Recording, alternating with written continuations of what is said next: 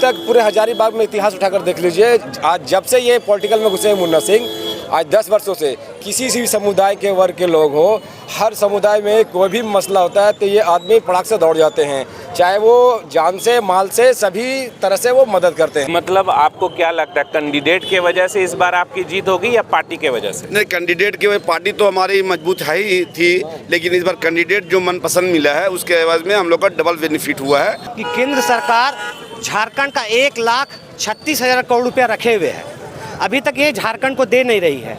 अगर वो झारखंड का जिसका जो हक है जिस पैसे पे, अगर वो उसे दे देती तो झारखंड में और कितना विकास हो सकता था, आप इसका अनुमान नहीं लगा सकते हैं। अच्छा, आपको क्या लगता है कि जो मैया सम्मान योजना आया बहुत देर से नहीं आया है? अच्छा, आप बोल रहे हैं कि ये बोल बच्चन की सरकार, अभी हाल ही में लोकसभा गुजरा है, सरकार फिर से जो है एनडीए बना ली है, तो कैसे, कौन आधार, किस आधार पर आप कह रहे हैं कि जो है बीजेपी का मतलब स्थिति डावाडोल है?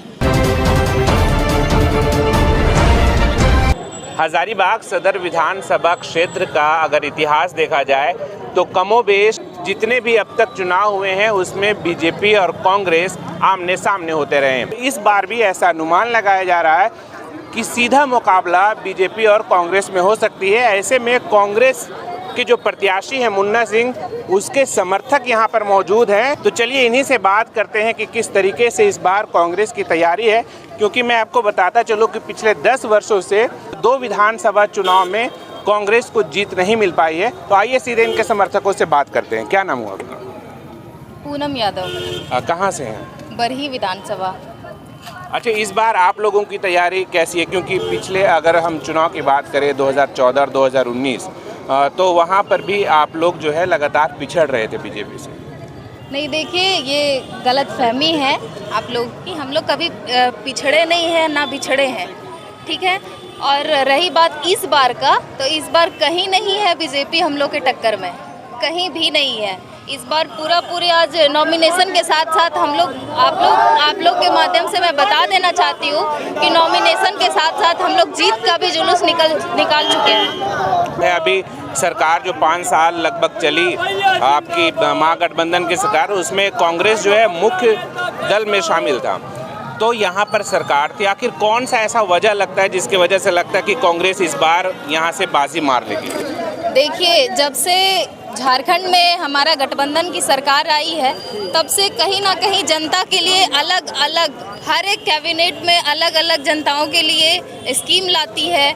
और खासकर अभी महिलाओं के लिए इतना ऑफर मिला है, हर महीने 1,000 रुपया वो लोग के खाते में जा रहा है। वो लोग को बिल्कुल इससे काफ़ी बेनिफिट हो रहा है। महिला लोग से जाके पूछिएगा कि हमारा अगर सबसे अच्छा कोई सरकार बना है झारखंड में तो इंडिया गठबंधन हेमंत सोरेन की सरकार बनी। बस आखिरी सवाल आपसे पूछूंगा, आपने बताया कि महिला हित के बारे में आपने बताया, आपको पता होना चाहिए कि आंगनबाड़ी जो सेविका हैं उनकी संख्या झारखंड में 38,000 है।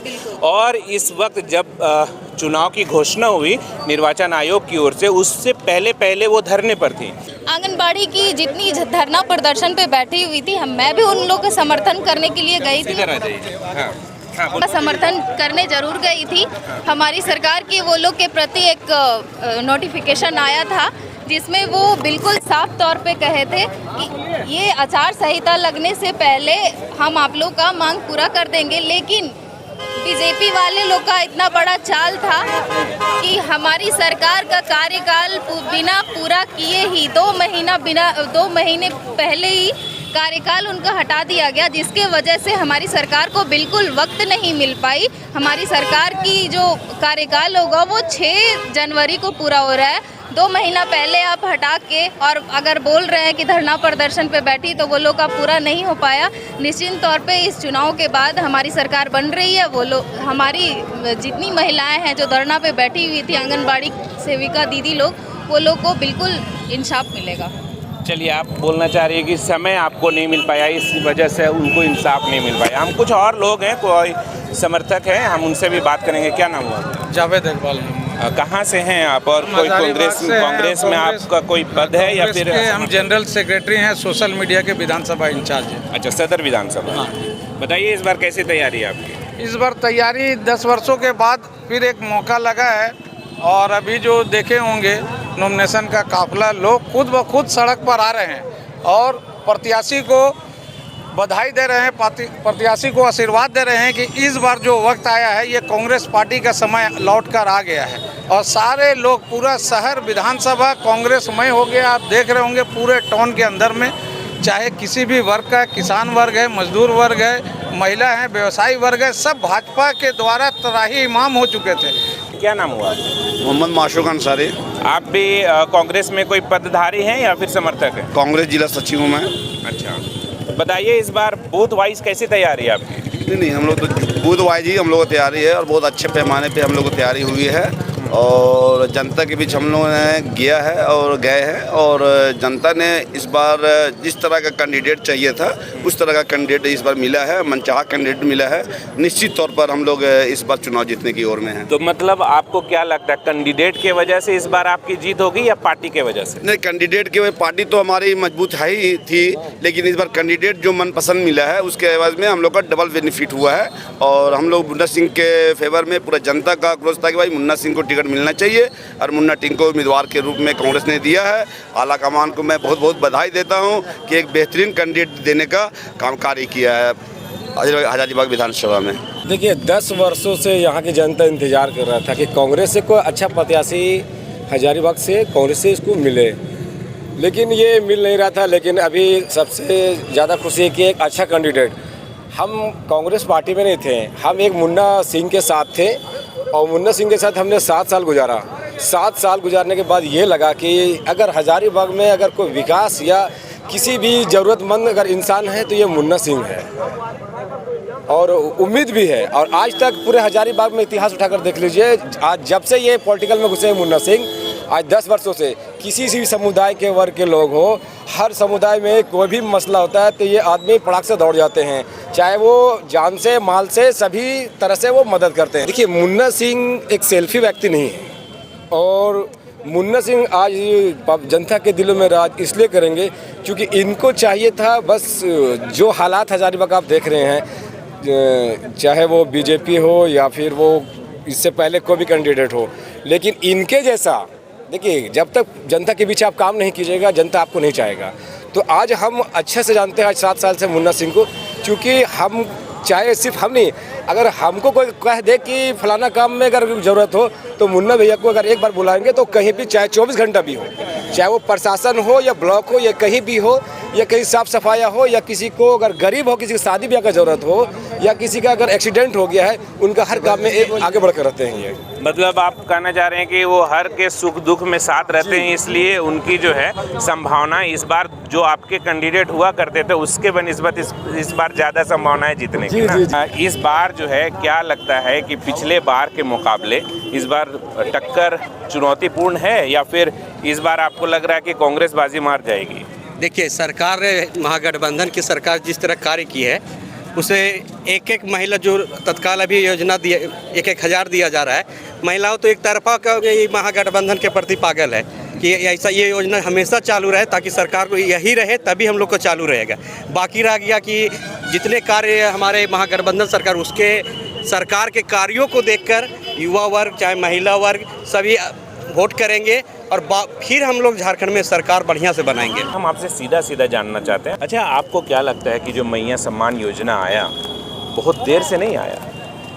मैं तो आपको पहले ही बताया कि जब सरकार अच्छा से कार्य करना शुरू कर रही थी वैसे ही तुरंत या तो सरकार गिराने का साजिश बीजेपी के द्वारा, चाहे फिर हेमंत सोरेन जो मुखिया थे हमारे सरकार के, उनको झूठा केस में जेल में डाल देना, तो यही सब प्रक्रिया में सरकार, उधर कोरोना रहा, मतलब बहुत कम ही समय में अच्छा कार्य किए और हमको उम्मीद रहेगा। और अच्छा हम लोग सभी युवा लोग के कुछ नौकरियां जो फंसी मामला, आचार संहिता लग जाने से CGF का मामला हो और कुछ JPSC हो। चलिए नौकरी पे भी बात कर ही लेते हैं। नौकरी में मैं आपको पहले क्लियर कर दूं कि नीट वाले मामले में तो केंद्र सरकार जिम्मेदार है और वो बनता भी है क्योंकि वो उसी के अंदर, लेकिन जो राज्य सरकार के अंदर जो नौकरियाँ आती है और जिसके लिए एग्ज़ाम लिए जाते हैं, कई एग्ज़ाम से आपको भी पता है, हमको बताने की ज़रूरत नहीं है, पेपर लीक का मसला कितना बड़ा है और ऐसा क्यों हो रहा है लगातार? देखिए, लीक का मामला जैसे भारतीय जनता पार्टी के अगर उनका सेंट्रल से या यूपी में होता है या सेंट्रल से नीट हुआ, जैसे नेट हुआ, ये तो सेंट्रल उसका लीक होता है तो कोई आवाज़ नहीं उठाता है। और झारखंड में लीक हो गया, ये तो गलत पर कि इसके लिए युवाओं भटकता है, युवा के साथ गलत होता है। इस पर जो एजेंसी इस तरह कर रही है उस पर एक कठोर से कठोर कानून बनाना चाहिए, ताकि ये एजेंसी जो पेपर लीक करते हैं उसको डर रहे, और लीक का जो मामला होता है जिससे युवा भटक जा रहे हैं, इससे कम से कम उसे मिले उसको राहत। मतलब आपको लगता है कि अगली बार जो सरकार आएगी तो हम अगले बार जब आपसे बात करेंगे तो इस मसले पे क्लियर, मतलब पेपर लीक वाला मसला समाप्त हो जाएगा? एकदम जरूर हम लोग सरकार से मांग करेंगे, इससे कठोर जो पदाधिकारी इसमें या जो एजेंसी इसमें शामिल हो उसको कठोर से कठोर कार्रवाई करना चाहिए उस पर। यही हम मांग करेंगे आने वाली सरकार से। तो चलिए, कांग्रेस का पट्टा लगा के आप चल रहे हैं, क्या है इस बार लहर, कैसा लग रहा है कांग्रेस में? पहले तो SB लाइव को धन्यवाद कि आप जनता की बात को इतना अच्छा तक लोगों तक पहुंचाते हैं। आपका सवाल था कि क्या इस बार लग रहा है, तो मैं आपको बता दूं कि इससे पहले जो बीजेपी ने यहाँ राज किया, अब वो उससे जनता इतना त्रस्त आ चुकी थी कि लोगों ने उसे बीजेपी को नकारना शुरू कर दिया है। आपको मैं बता दूं कि केंद्र सरकार झारखंड का 1,36,000 करोड़ रुपया रखे हुए है, अभी तक ये झारखंड को दे नहीं रही है। अगर वो झारखंड का जिसका जो हक है जिस पैसे पे, अगर वो उसे दे देती तो झारखंड में और कितना विकास हो सकता था, आप इसका अनुमान नहीं लगा सकते हैं। और अभी जो वर्तमान में हमारी गठबंधन की सरकार थी, उसमें आप देखेंगे कि हेमंत सोरेन के द्वारा जनता के हित में बहुत सा कार्य किया गया। अब मैया सम्मान योजना को देख लीजिए, 1,000 जो प्रति महिला को था, अब उसे 2,500 रुपये कर दिया गया। 200 यूनिट तक बिजली को माफ़ कर दिया गया और नौकरियां भी दी गई।